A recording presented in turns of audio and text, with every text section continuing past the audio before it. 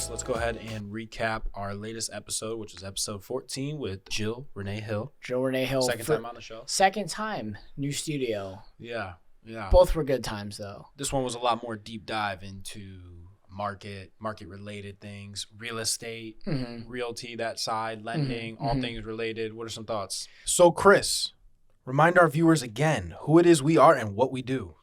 Hey guys, both Dominic and I are loan officers here at Liberty Home Mortgage. So if you or anyone you know is looking to purchase or refinance a home, please email us at the elevateclepodcast@gmail.com. Subject line, looking to purchase or refinance a home. Email's in the description. So, I mean, just from filming yesterday and everything, I mean, nothing much has really changed in terms of how the market is or anything like that in such a short amount of time, obviously. But the recap of what she has, her perspectives as a real estate agent, obviously a very awkward time that we live in, a very strange time. I think if you talk to any veteran real estate agent or any veteran loan officer or anybody really, investor, that's been in the real estate world for a long period of time, I don't think they ever would have said, if you would have said to them, like, hey, what do you think existing problems would be? Or, what are future problems going to be in real estate? I don't think anybody would have ever said, available housing, 10, 20, 30 years ago. I don't think that would have been the narrative. So it's kind of like a black swan. Like, you just don't know. Like, how could have anyone ever predicted that? I mean, there were probably some predictors, maybe many years ago, a couple decades ago, but to this extent, I don't think so. Yeah, like no key indicators that would point directly to this being an issue that we face. And how do you solve? And again, it goes back to how do you solve an issue that's so relevant in the United States? Housing. I mean, people need places to live, and there should be no reason that a 26-year-old kid who's been renting for a year, who's got 40 in the bank, 20% to put down, and wants to purchase a single-family home is getting beat out of every single freaking offer. Yeah. That's when you have a problem. Well, I mean, if you look at basic supply and demand, like how do you fix that? Okay, if you're having a supply issue, like, okay, let me rev up supply. It's like, okay, well then how can you do that? Okay, we'll build more homes. Okay, well, but then look at the other issues that kind of fall under that umbrella of building a home. The fact that like the supply chain issues where it's caused the prices of building to go up astronomically to where a majority of your individuals right now, millennials who want to buy a house, are not wanting to build. They like the idea of it, but at the end of the day, it's just so expensive. Okay, and then it's like, okay, well then how do we entice other individuals? How do we entice people to want to sell their home, to rev up supply in that way? And I think you brought up a good point yesterday in saying like, you almost do like, remember back like in 2008, one of the main stimulus things that they did for the economy to try and boost it back up was like the cash for clunkers, like come and trade in your crap car and we'll like give you a little bit of a down payment for like another vehicle. Yeah. It's like almost like something like that. Like how do you stimulate the economy in that way, especially real estate specifically, to cause people to want to list their home? I think you brought up a good point with the tax incentive. I think that's amazing. I mean, again, like we said after the show, like do something like a tax abatement, where you hold it for, a specific period of time, saying that you have a set tax rate versus what that actual county might be. You got to do something to rev up supply, because again, if supply and demand is a basic formula that we're seeing right now. Again, it's not an issue of default or anything economically pertaining to like our industry in that regard. It's just basic supply and demand. And again, you can't predict when somebody's going to list their home. It's the one key element in this whole entire equation. Our hands are tied on. You have no idea when somebody's going to do it. Well, if you incentivize people, you can have an idea, or at least a projected, idea of what might happen there. I mean, certainly if you give a worthwhile incentive, I think that would certainly drive more people to the market. I think so too. It's just hard. It's like a catch-22. You know what I mean? Like, I want to, I'm thinking about listing my house, but I don't have anywhere to go if I did list my house. That's the other thing then. It's like, okay, so you give these incentives, but like you still have this entire pool of people who were okay in their house, who were not super eager to sell. So they list their home.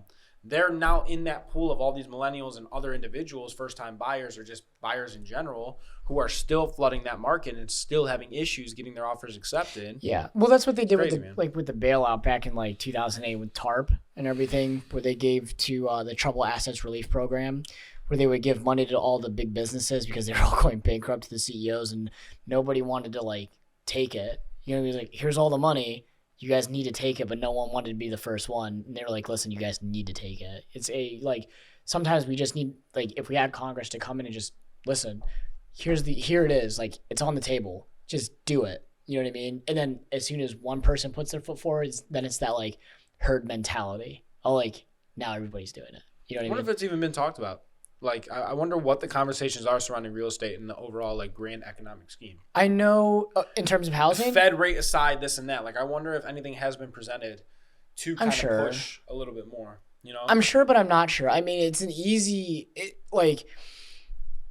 I'm sure there's been talks about it, but I don't know if anybody's actually like nothing's hit the news. It's nothing we've heard.